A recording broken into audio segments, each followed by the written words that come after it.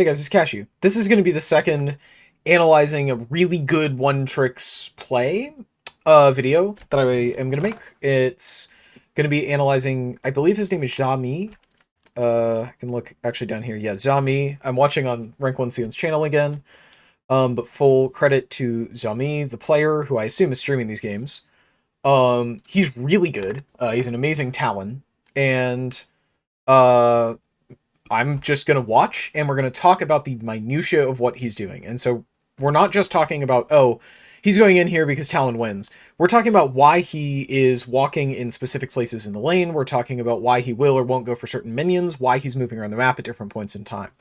This is from a while ago, but I did a video about how assassins are intended to win games, and that's going to come up as well. So what is an assassin's mission? Why is that directing him to certain places on the map? I'm just going to get started immediately. So we're going to start by walking to cover exactly this mechanic, right? Something that happens very often is that the enemy mid laner will try to go and ward your jungler's raptors around minute 25. Sometimes they'll do it much earlier, which doesn't give as much information, but especially the higher ranked you get, the more people will try to push that ward timing. Minute 26, I believe, is the timing that people tell everybody, like, oh, put your ward, minute 26, cover the raptors. He is looking to punish that because Talon's level 1 is strong. He has Conquer, he has Ignite, he has Doran's Blade, right? So he's set up to do this. It's important to note, the Yone also has Fleet Footwork. He, I am sure, knows this. If Yone had Lethal Tempo, I would be surprised if he did this trade. Because Yone would probably win. But this is why we're doing this, is because we don't have Fleet, right? Or because we don't have Tempo, we have Fleet. So we're going to go until the second Q, and then we're going to back off. The moment we get our short trade in, we're going to leave. If Yone Q's away, we are not going to get any additional damage. If Yone Q's forward, he is further away from the turret, which gives us more time to continue chasing while we get knocked up. This also gives us a little more space to juke if we want to, and the bush is breaking line of sight, so Yone's Q angle, he might outplay himself, right? Try to Q assuming you're going to walk down, and then he'll Q past you and you can get a free kill. So that's why we're going to walk into the bush. We're going to play back, play safe, and we're going to wait a little bit until his Q dissipates before we walk back into our minions. Now, in this matchup, Talon and Yone both have a couple things. They have conditional kill thresholds. So with Talon, if he doesn't hit his W or if his W's down, he will never hit a kill threshold, right? If he Qs a minion, he will never have a Q threshold.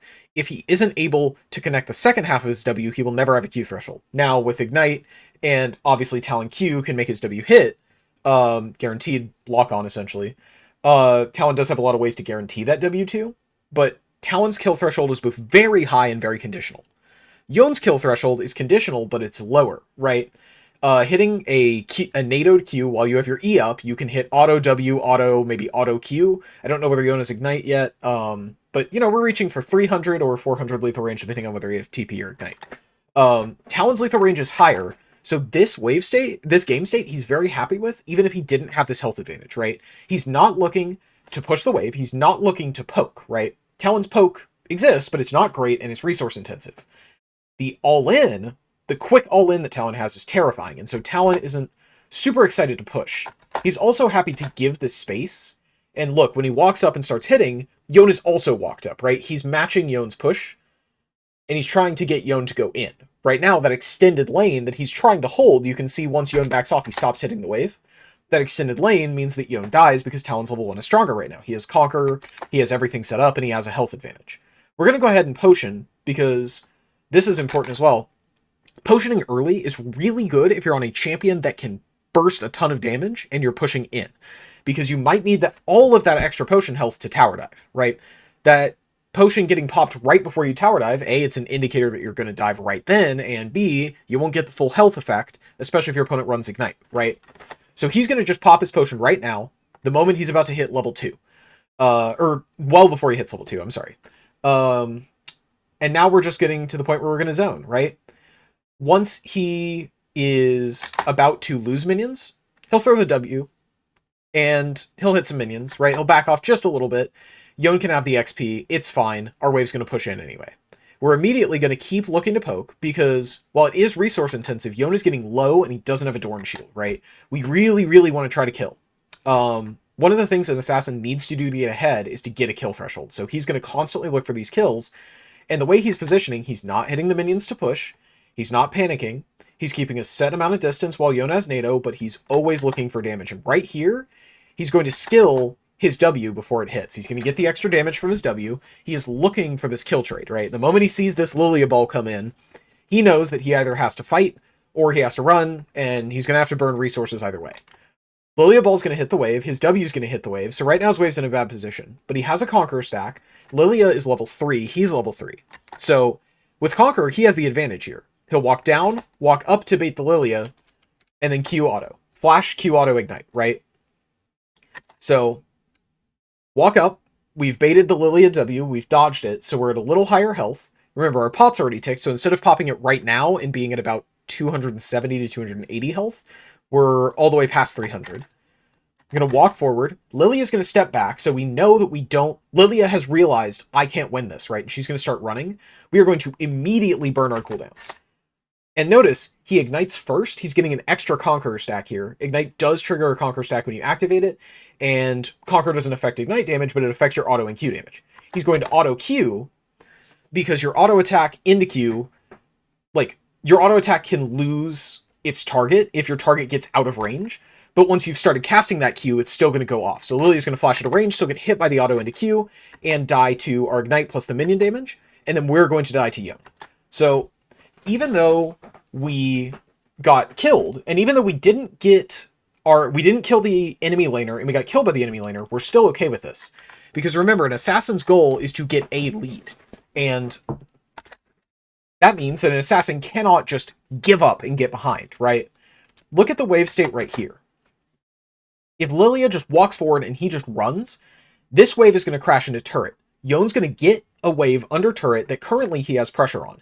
Yon's going to then have his wave crash in a safe place and build a slow push. Yon's going to continue to get resources, and either, if Talon gets forced too far off from Lilia and has to reset, Yon can shove the wave in, get a second wave that he wasn't expecting, and recall without getting punished at all for his weak early game. Or he's going to hold a slow push and Lilia can regank and Talon can get heavily punished, right? We can also lose our flash here without getting anything.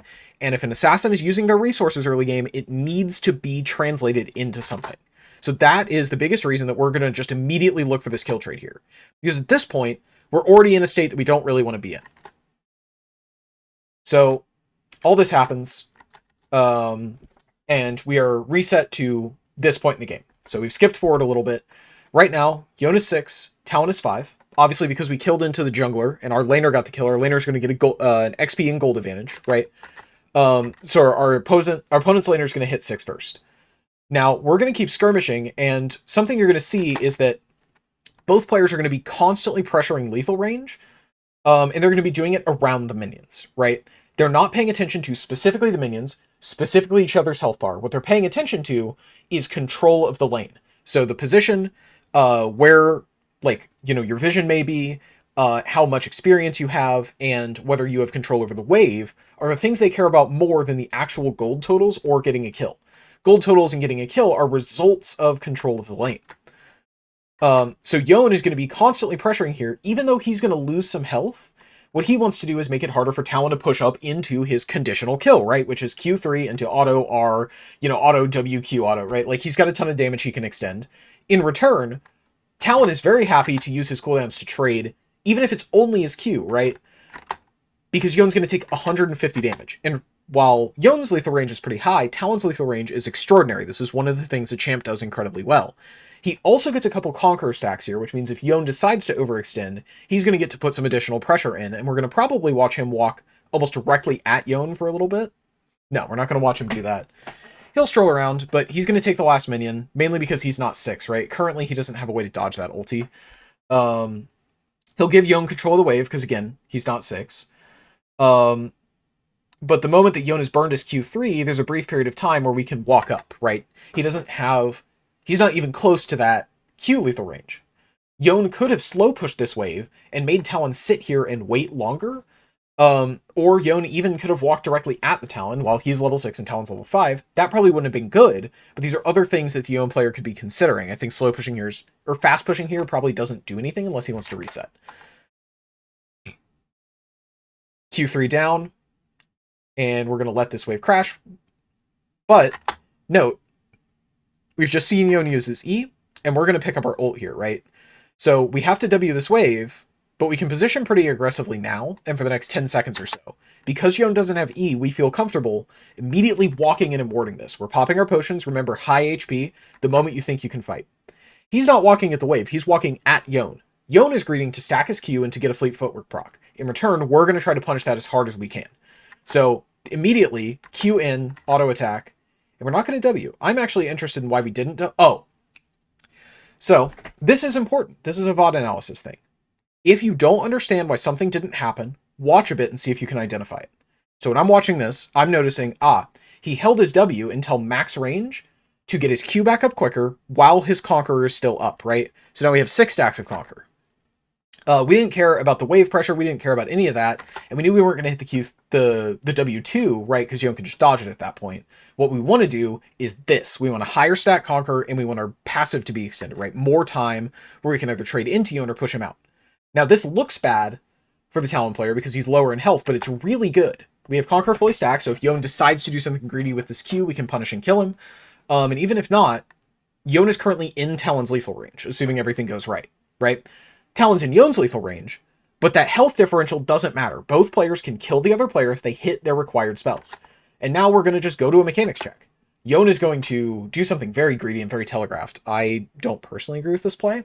It's important to note, if Yon hit this Q3, the moment Talon realizes it's going to hit, he can ult, right, and dodge some of Yon's damage. Wouldn't be good for Talon, but it's hard to say that Yon ulting here, or even just all-ending, is really worth it. The moment that Yon misses that Q, we're going to jump in, and we're going to just do the Talon combo, right? We've got a W stacked on him. We've got Conqueror fully stacked because we've been sustaining it through the whole wave. We're going to Q our Ignite. Even though we know it doesn't kill, we don't care because now we have control of the lane, right? The kill wasn't what we were looking for. It's control of the lane. If we get the kill, that's awesome. But we're going to make the correct play, whether it gets us a kill on the scoreboard or not. We're going to pull our wave down because we're hovering our jungler. We saw the enemy jungler in topside river. Right, we saw the ball come across our lane, so we're going to hover our jungler before we do anything greedy, right? About 10-15 seconds ago, Lilia ball came across our lane. Great, we're here now. Play slow, use no cooldowns. And the moment that Nidalee's close, we can start stepping up, and then Lilia has taken the Void Grubs, right? We are free to do whatever we want. And immediately we're just going to kill him.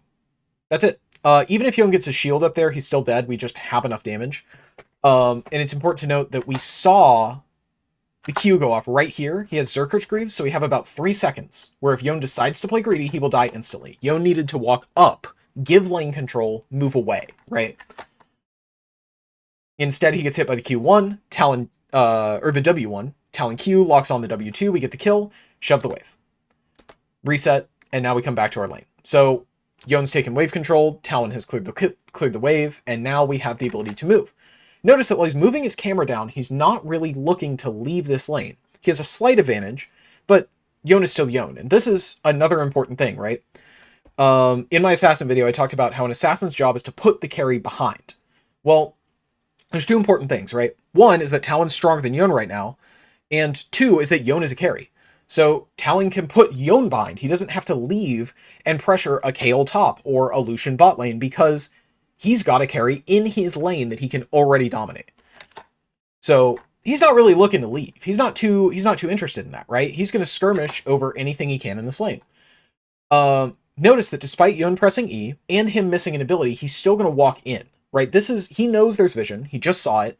He's still walking into a Yon E because he has Serrated Dirk. Yon doesn't have armor, and he needs to get Yon into kill range as often as possible.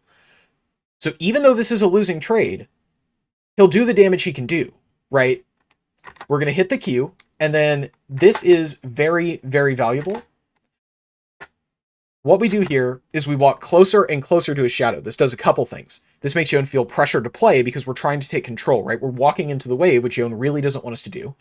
We're low HP, which makes Yon he feels pressured to take a kill. We have Conquer stacked up, which means we have a lot of damage. And Yon is going to lose his E, which means he doesn't have one of his important dodging tools. So what we're going to do here is we're going to step close and juke back to bait out Yon's Q3, because we know it's up, right? We're going to hit the W, auto attack one more time. We have full Conqueror, we have ult, we have Q coming up in a couple seconds. We're going to immediately step up to bait the Q, and then flash down. In the time that Yon has Q3 and ulted, we have flashed and ulted. So we've got the third stack on him, right? We're going to step far away. We don't want to get hit by that ult. We're not going to flip the auto attack, pulling us into ult range, or pulling our hurt box into ult range, right? Then we walk back in, take the extra time from the stealth to auto Q auto. Recall BM because it's necessary, right? Push out this wave. Reset. And now we're back here again. So this is something you're going to see a lot, right? Every time he's getting a kill, this is the state he's coming back to. And so his job is to balance, well, how much pressure can I give by constantly walking in the same place? How much am I willing to let myself get poked or deter it? Because Yon is very good at this. And here, because he would be going into a minion wave, and Yon has Bone Plating and Vamp Scepter, he's just going to do that. He's just going to hit a button, proc the Bone Plating, and run away, right? But Yon is going to Q3 into our wave. Now, this is probably because he really wants Fleet Footwork stack, and he just wants to keep tempo, but this is definitely a mistake. So, again, we have Conqueror. So we win extended trades. He has Fleet Footwork. We also have Yomu's done. Yon doesn't have an item. In fact, Yon is probably a good bit behind us in gold right now. So we're pretty happy to just immediately go in. So see, he's going to currently, right now, disregard the wave, Q auto, and now he's stepping back to the cannon. And Yon keeps chasing to extend this, right? Part of the reason is because, again, Yon has sustain, and Yon has the ability to kill, but he is a higher lethal range, right? Talon can kill him much quicker than Yon can kill Talon. So Yon hates these even trades. He really, really doesn't want to take them. So he's going to walk up and pressure as much as he can. But because we're stalling, we're putting W, waiting a second, Yon makes a mistake, we Q, and then we let Yon make another mistake, walk in again, our W's back up. We get both parts of our W, which rarely do you get without any other setup. That's really amazing for us, right? Yon is slowed, and we're going to walk forward, try to get our bleed auto. He's going to burn his Q3 because he's scared of getting the bleed auto, but then we're just going to have our Q. We have Yomu's extra move speed to make the Q easy to connect. And we're going to walk in and get our bleed proc, and then we'll walk away. We have control, right? Yon is now dead to many things from Talon. We don't need to continue forcing that. Yon is already in a terrible position, so we have control of the lane. And again, because we have control over the carry, which is what assassins are supposed to kill, we're not going to leave. We're going to stay here, and we're going to make sure that Nid can take this dive. She's just going to flash and secure it. We'll take one plate, take the wave, and I assume we're recalling immediately after. Oh, we can't get the plate. So he can roam here if he wants to, but roaming means that he loses access to the punish on Yon at this point in the game, right? He probably doesn't want to leave. Yeah, so he's going to take the plate, play around the Lilia, and the Lilia is going to walk into him, right? So we've seen this. Talon is 2 levels up, he has Ignite, he has R, and Lilia is going to give him access to full combo. So we're going to take it. This is pretty simple. Most assassin players would take that kill. Most mid to high level Talons would get that kill. We're going to immediately reset. We're not going to go back to the wave, despite Yon not being there to contest it yet, right? It's more important to have our tempo, to keep our ability to be on the map when Yon is on the map, to make him respond to us, right? So even if we theoretically could get a couple more minions and take a slightly better reset, we don't care. We'll buy glowing mode if we have to. At this point, we're ahead, but even though we're ahead, even though we're Talon, even though we have Yomu's, we're staying in lane. We still want to pressure the Yon. He's the champion we're worried about, right? Bot lane is still stuck under their turret despite being behind against an Ami as Lucian Milio. So this is 2 characters without really powerful like counter dive crowd controls, and we are Talon. We don't care to roam because this is the champion we want to focus on, right? We will only leave if something else is allowing them pressure. Here what we're doing, Lily is going to come in, go for a gank, we're going to throw our W, try to get a little bit of damage or maybe make them scared, and then we're going to use a long dash to kind of play around this sleep. So this is something you can do on Talon and any other characters with extended dashes. If you dash right before the Lilia sleep, your entire dash will still go off. So we're going to get a little extra distance and make it harder for Lilia to guess a specific spot. Yon is going to go for his ult. He's going to hit this, and we're going to get chained. We're going to press R. Now, we have the ability to jump over the wall if we want to try to get away. Now, we're playing in really high-ranked Chinese lobbies, so we have really good reaction time on our opponents. Instead, what we want to do is we're going to do full combo, baby. So we've got one stack, right? So WQ auto is everything. WQ auto guarantees R2. Because the R2 will still come in as long as we unstealth, even if we die very quickly after. And we're going to get our bleed proc. We have red buff for a little extra damage as well. And again, both these people are really squishy. We're 2 levels up. We have some lethality. So we're going to go for our full damage burst rate. And again, this may not be something you do if you don't know Talon. This is less high elo Chinese mindset and more just I know Talon really well. But this is what you have to do when you're playing an assassin. You have to know your character really well.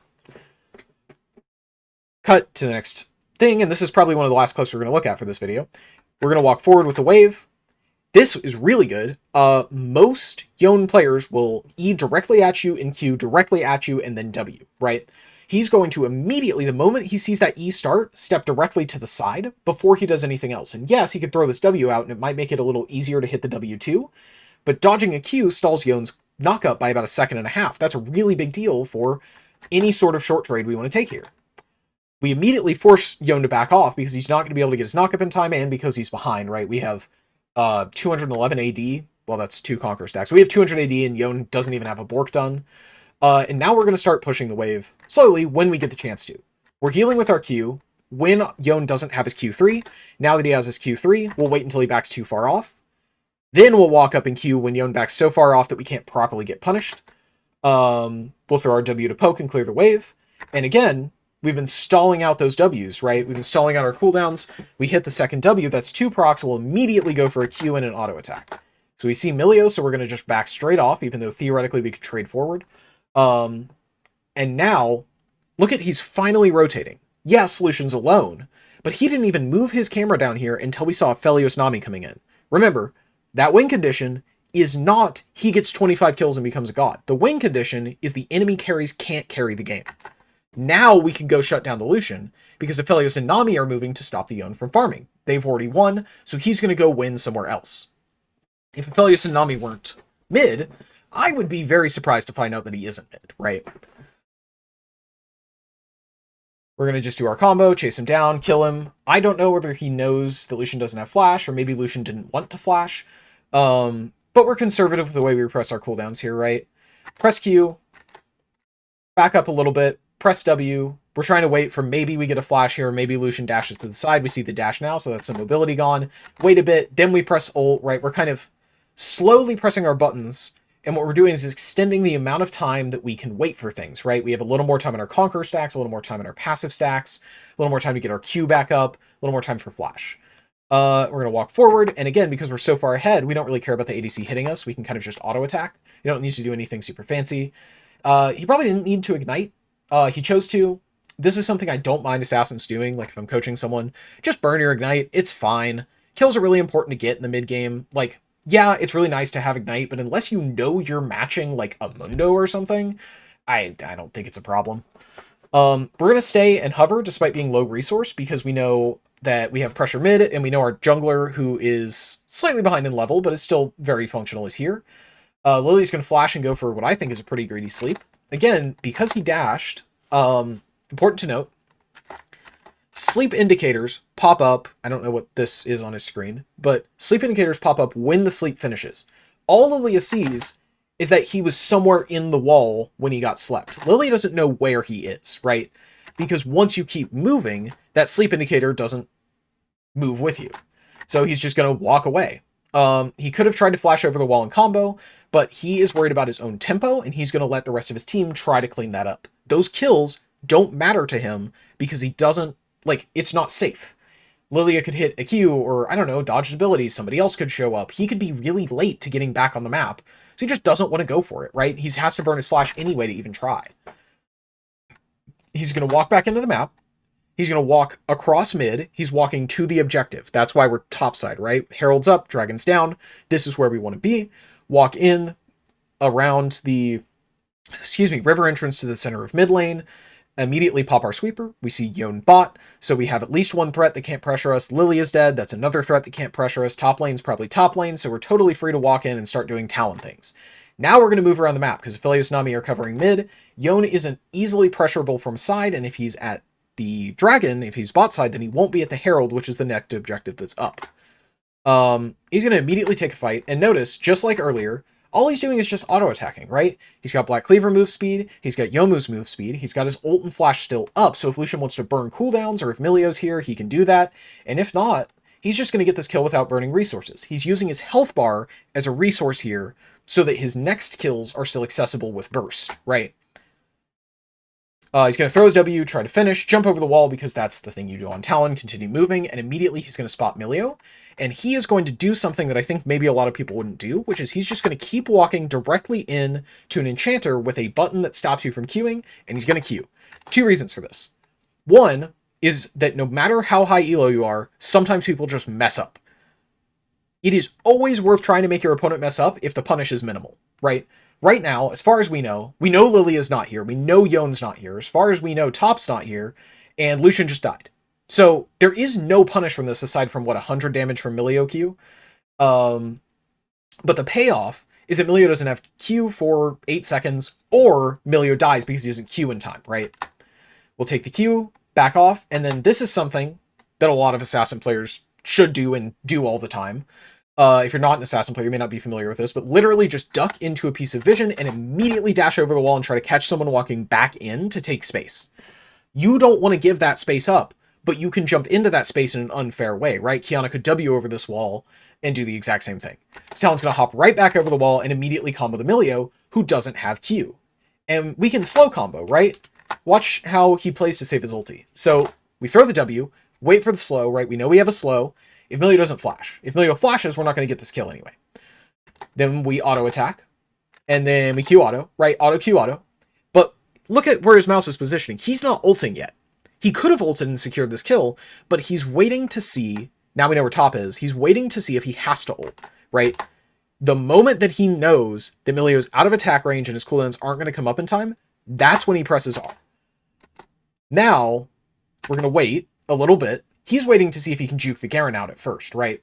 We know Lily is coming back. We don't know where she is, but he's just waiting at the corner. He doesn't want to run directly into the Garen, and his stealth's going to run out pretty quickly. He either could have ulted up and ran towards the wall on the other side of Grump, or he could walk towards Garen and then wait a little bit so that he's not in Stridebreaker range. He has flash to get away, and he has access to that bottom wall along the turret right here. So he's happy to wait at this wall for a bit and see what the Garen does. But the moment he sees Lilia, he's going to immediately commit full combo. Now, he doesn't get this kill because he doesn't quite have the damage for it, so we're going to flash to get the R to hit. We're going to W, auto-attack, Q, auto-attack. That's going to proc our bleed. W2 is going to come back, but because we step up and then down, not only we step back, we step up because that's reflex, because we stepped away from the person we just flashed into. Then we step back down because we need to connect the next auto attack, but we step into the Lilia W. We also step down earlier because we feel pressured by the Garen that exists, right?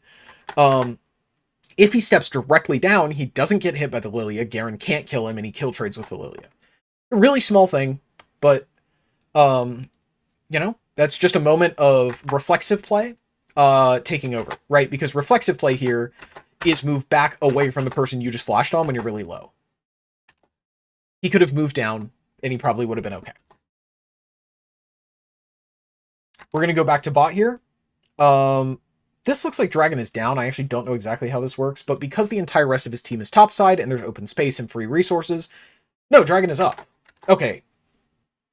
This is a weird objective. No, Dragon is down. That's what that is. That's a Mountain Soul thing. Wow, sorry about that. But we're going to go to the only place where no one is, because right now we win against everybody inside, right? We've hit a massive power spike of Youmuu's Black Cleaver pickaxe. It's 16 minutes. We have a bunch of farm, and he is playing Bruiser Talon. We've been talking about this, but Conqueror, and now Black Cleaver as well. Not only do we have health in our rune page, but I'm assuming he has at least one health shard. We also have health from Black Cleaver, and we have 2 Conqueror and Black Cleaver ways to scale our damage over the course of a fight. So we are totally happy to go into a sideline right now. We're 2 levels up on Yone. This is, now we're only 1, but this is still enough of an advantage. So we're going to go into the same pattern, right? Throw the W, try to get Yone to take trade. Okay, Yone's taking a trade, auto Q auto. Ulti auto ignite. We're just Talon. He dies. This is a mastery thing. I wouldn't have 100% known that Talon kills there.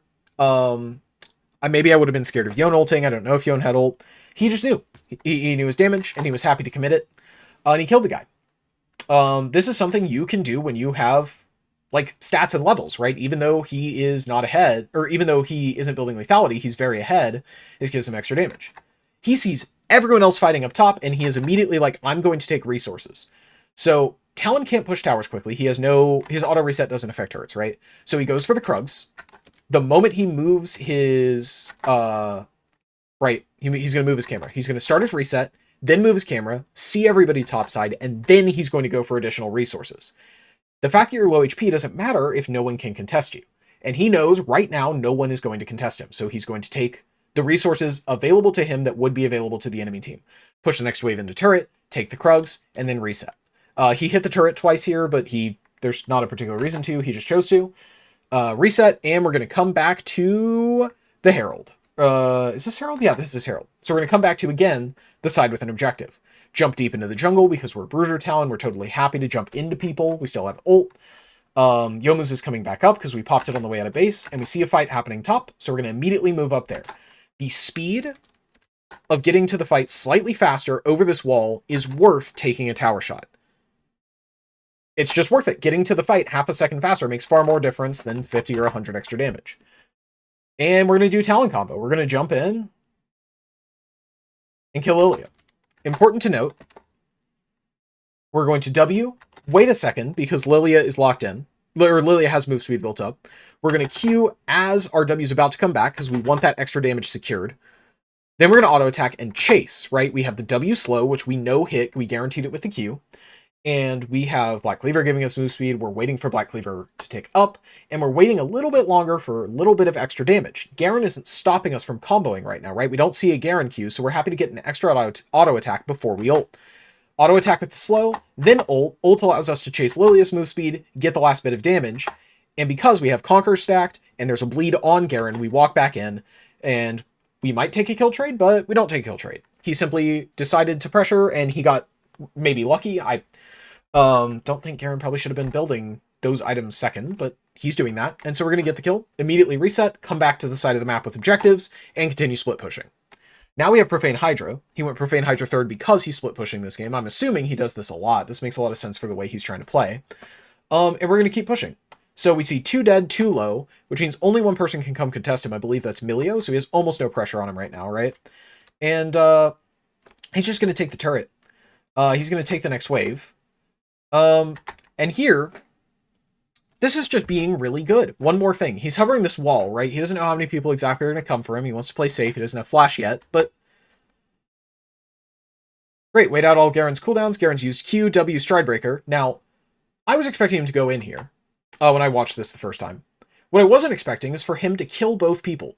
He would not be able to do this if he wasn't massively farmed. And I want to note, I believe Garen's health right now is 113, 115. I can't see it around the title of the video. That did 115 damage. If he didn't have that Doran's Blade, if he didn't have an attack damage shard or sudden impact trigger or whatever, he would not have killed this guy. So I thought that was pretty impressive. And at this point, he's 14-3. He has 9 CS a minute. He has map control. His jungler's going to go take Herald. This game is over. So the important things to take away from this, besides the fact that he's very good and the fact that he was really measuring what Yone wanted to do when Yone wanted control of the wave, is that he didn't move from lane until Aphelios and Nami came to lane, because Yone was the thing he was supposed to stop. Once he had a lot of resources and Yone was covered, he was able to do whatever he wanted.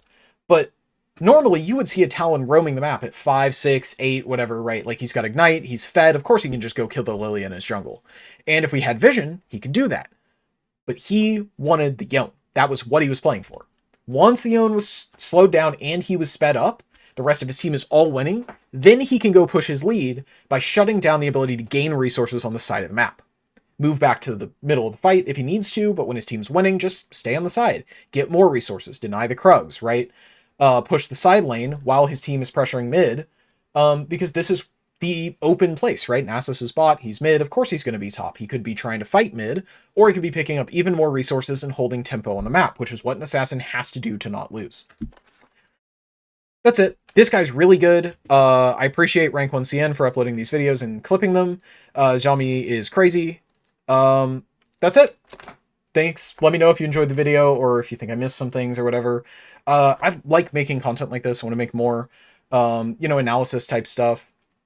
Um, I feel like there is something missing from analysis on YouTube a lot of the time, which is like breaking down the exact reason behind everything. Like, what is the mission driving this action, which makes him win? What is this action driving this all in, which is really good? That kind of thing. Why is he kill trading here? So I want to talk about those things. If you want to talk about those things, let's talk about them. Thanks. See you later.